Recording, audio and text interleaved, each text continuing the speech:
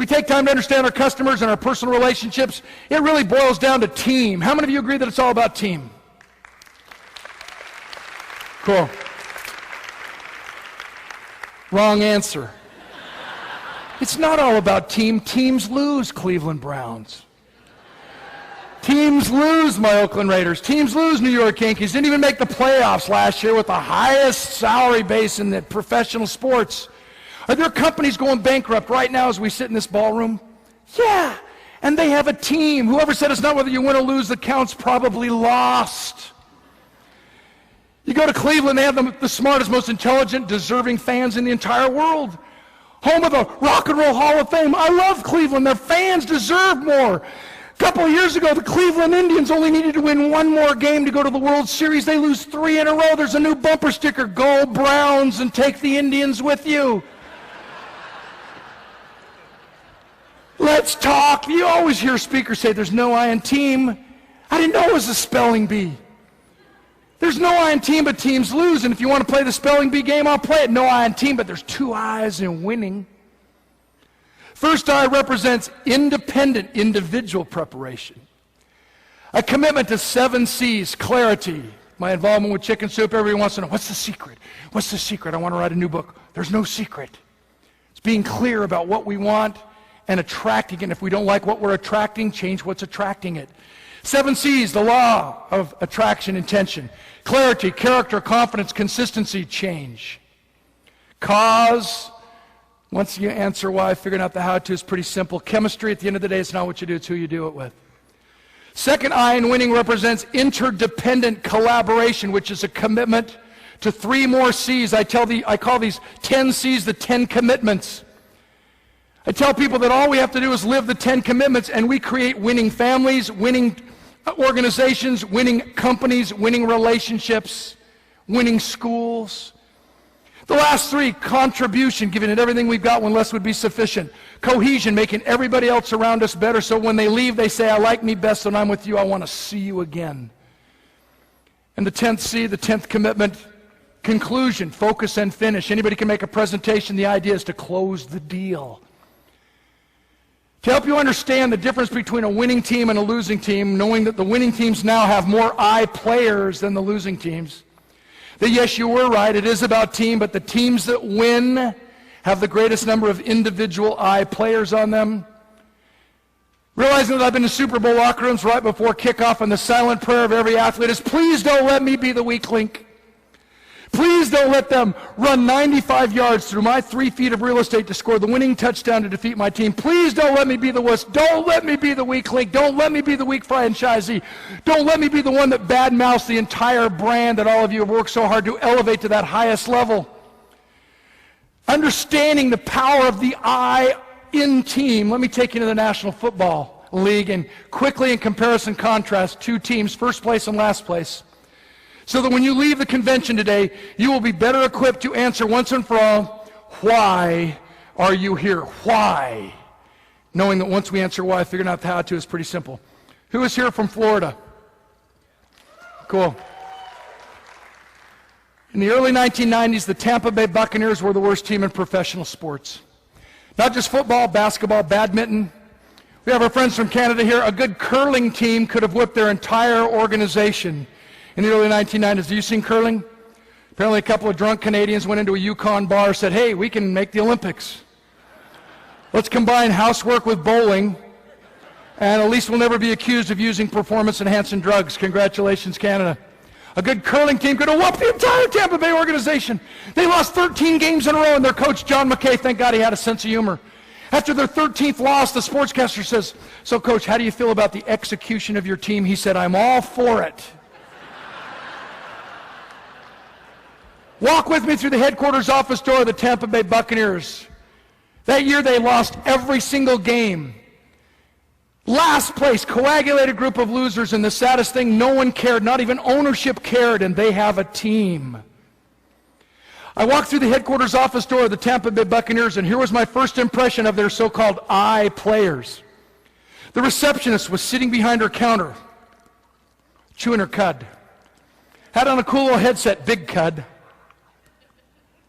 I'm standing there in person on hold for 5 minutes while she's talking to her friend Shirley on the telephone. And I'm thinking, I'm not going to get into my appointment. Maybe I ought to just write down the address and show up to the party. With that little chip on her shoulder, that little attitude like there's so many things I could get accomplished if it wasn't for these blasted interruptions, she says, yeah. When I shared with whom I was there to visit, she doesn't get up and give me personal customer assistance. She doesn't make me feel like I'm understood. She buzzes me through this little clinical sterile gate. I said, thanks. I walk past her counter. Behind her counter is a table with 4 unmatched chairs around. It looks like a garage sale. When I get in the conference room, there in the corner of the meeting room is a stack of 4 old Pizza Hut pizza boxes, trash all over the floor. And when I interviewed every single one of the Tampa Bay Buccaneers football players in last place, lost every game, no one cared. When I interviewed every single one of the Tampa Bay Buccaneers football players and asked them one question, why are you here? Their answer, I'm here to play football. That's it? Yeah, my cholesterol count's higher than my SAT scores.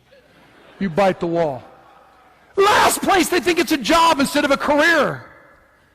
People all the time say, Clark, I want to become a professional speaker. I said, you feel called. You got to drive 5.5 hours one way through a snowstorm for free to deliver your message if you want to be a speaker. We have to answer why, then figuring out the how-to is pretty simple. Last place, coagulated group of losers. Why? It's just a job. I need a better job. I'm just going to change jobs. Comparison contrast, last place Tampa Bay with first place Dallas Cowboys in the same season in the same week. Anybody here a Dallas Cowboy fan? Hey, we got 2,000 folks and we hear a little, whoo!